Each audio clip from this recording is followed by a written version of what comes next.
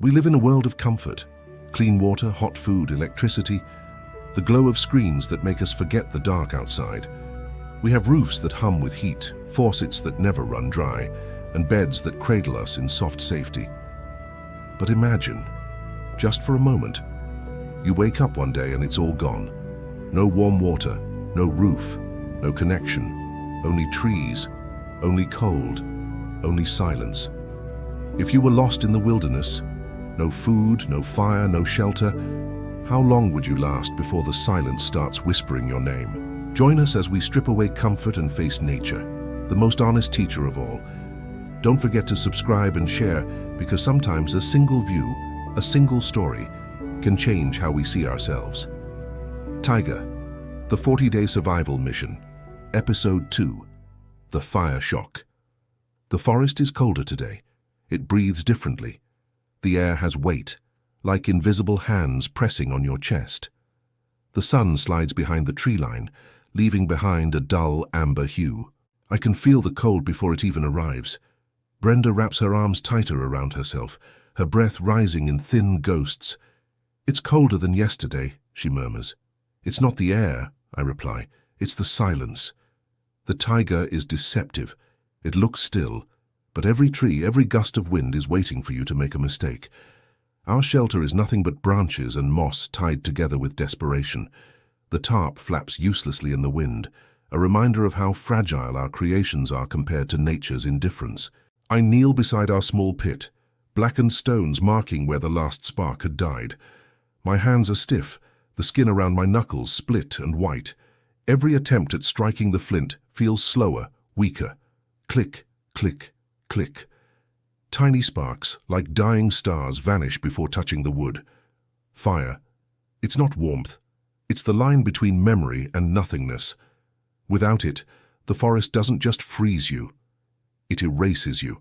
The rule of 3 echoes in my mind, a law every survivalist lives by. 3 minutes without air, 3 days without water, 3 weeks without food. But in cold like this, you don't even get 3 hours without fire. Brenda sits quietly beside me, watching my every movement, her eyes hollow with exhaustion. "Do you think we'll make it through the night?" she asks. "We don't have a choice," I answer. By noon, the wind changes. The temperature drops sharply. The forest groans as if exhaling from deep within the earth. We've run out of dry bark. Everything is soaked from yesterday's snow. Our only chance is near the river, where fallen logs sometimes gather beneath the ice. It looks frozen solid, a flawless mirror stretching between the pines. But beauty in the wild is often a lie. I test the ice with the heel of my boot. It holds. 1 step, 2. Then, a faint crack, like glass, sighing. "Be careful," Brenda warns. "We need that wood. Just 1 more log." The ice feels like thin glass. I crouch down, reaching for the branch sticking out from the edge. The cold bites through my gloves. Then it happens. The sound of breaking ice, violent, alive. The surface gives way beneath me. Water, freezing, black, merciless. It hits like 1,000 knives. My breath disappears instantly. The shock is so brutal I can't even scream. My hand, the one holding the flint, slips. The tiny stone bounces once, twice, and disappears beneath the water, sinking into darkness. "Alex!" Brenda screams, her voice muffled by panic and wind. I thrash, clawing at the edge, trying to drag myself out. My arms don't respond. The water feels like liquid glass cutting through my skin. She throws me a branch. I grip it, the bark tearing into my palms. With her strength and mine combined, I pull free, collapsing onto the frozen mud. We just lie there, gasping, shaking. The river flows quietly beneath the cracked ice, carrying our fire, our only lifeline, away forever. That little stoner, it wasn't just flint, it was faith. Watching it sink felt like watching hope drown. Brenda kneels beside me, trying to wring water from my jacket. My fingers are blue, my teeth chatter uncontrollably. She looks into my eyes, a mix of fear and anger. "You shouldn't have gone near the river." I glare back, the cold stealing my words. "You shouldn't have let me." Silence. Sometimes survival arguments don't need to make sense. They're just the sound of fear trying to stay human. By evening, the cold becomes a living thing. It wraps around us like a predator, patient and absolute. We try to build a fire anyway, with wet hands, numb fingers, and pieces of half-frozen wood. Brenda holds 2 sticks, trying to rub them together, but it's hopeless. "It's not working," she whispers, her voice cracking. "Keep trying," I insist. Her eyes flare, tired, angry. "It's useless." I say nothing, just breathe, shallow and slow. Every exhale turns into a cloud that vanishes too quickly. We pile pine needles, bark, anything that might burn. But everything is wet. Everything is against us. Skin splits open. Blood mixes with frost. I can't feel my fingertips anymore. Brenda stops, staring at the lifeless pile of kindling.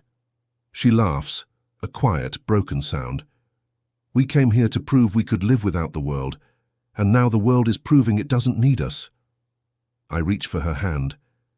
It's ice cold, trembling. She doesn't pull away. She just stares into the fire pit, where nothing burns. When you lose fire, you lose more than heat. You lose the illusion that you're still in control. The wind howls. Our shelter shakes. The forest seems to whisper around us. I imagine the wolves, the unseen ones, watching from the tree line. Every sound becomes a warning, every shadow a question. Will you make it until dawn? Hours pass, maybe minutes. Time melts in the cold. We huddle together, 2 fragile shapes under a blanket that smells of smoke and desperation. Brenda's lips are pale, her breathing shallow. I rub her shoulders, trying to create warmth through motion. "Don't sleep," I whisper. "I'm not," she says weakly. But I know she is. And I know if she does, she might not wake again. Somewhere in the distance, snap. A branch breaks, then another. Brenda jolts upright. What was that? The sound echoes between the trees. Something is out there, heavy, deliberate. It could be an animal, or it could be the forest reminding us, "You don't belong here." I reach for the dull knife at my belt. It's barely sharp enough to cut rope, but it's all I have. The fear does something strange. It warms me. Adrenaline surges through the numbness. My heart beats faster. My body remembers what it means to fight. Fire can be stolen. Tools can be lost. But fear is fuel. It burns from within. The noises fade. The forest falls silent again. Only our breathing remains. I turn to Brenda. "Tomorrow, I'll make a new fire, even if it kills me." "You'll freeze before that," she mutters. "Then I'll freeze trying." The night stretches endlessly, like a tunnel with no light at the end. We stop talking. Words take too much energy. I think of home, of lights, heat, the hum of electricity. Things we never appreciated until they vanished. Every small comfort of civilization is an invisible luxury, a miracle we stopped seeing as one. We live surrounded by miracles: hot water, a warm bed, the illusion of safety. But strip them away, and what's left? The truth. And the truth is, we are fragile. I look at Brenda, asleep in my arms. Her breath is faint, but still there.